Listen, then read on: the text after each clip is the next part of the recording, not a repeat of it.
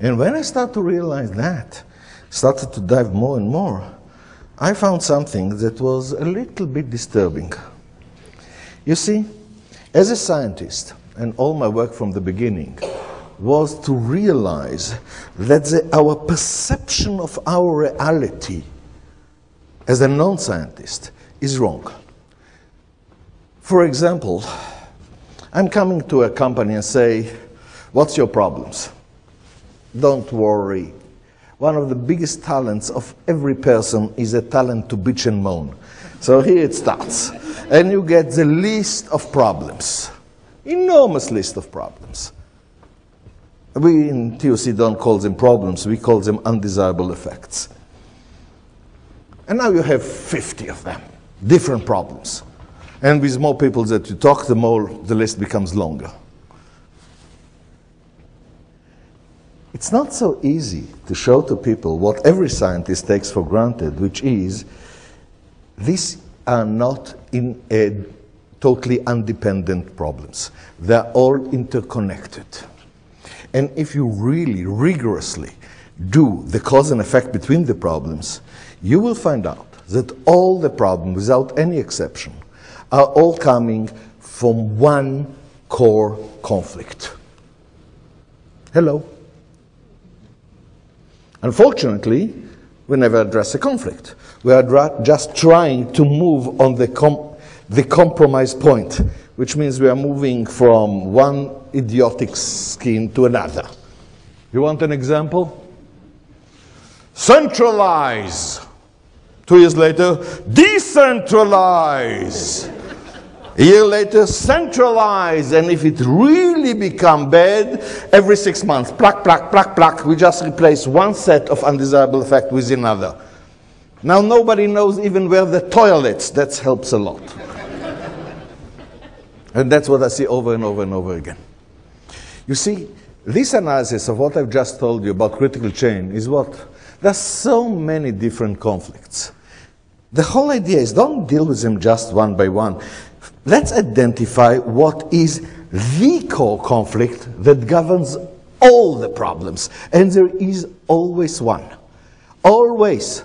Just one conflict that governs it all. But then what was the amazing thing for me to realize, the way to eliminate this conflict, there is only one way, which is, for lack of good words, I will use here the work that was published by 2 professors from Europe. Fantastic work. It was published about 10 years ago. How many of you have read a book called Blue Ocean? Not enough.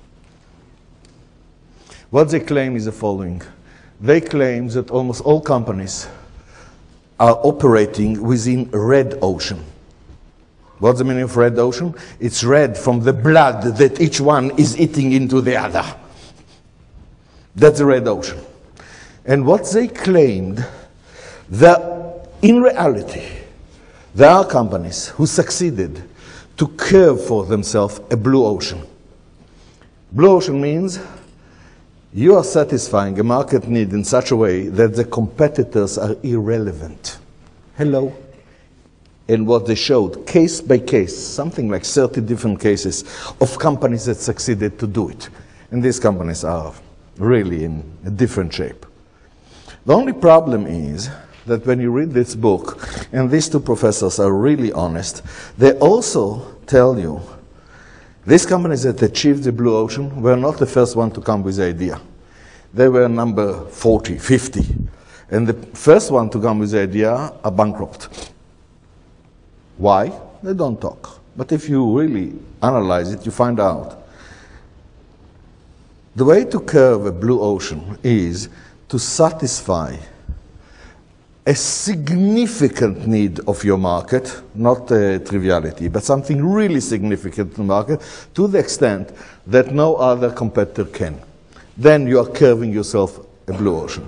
Many times when you came with this idea, it turned out that the need that you have satisfied is a baloney.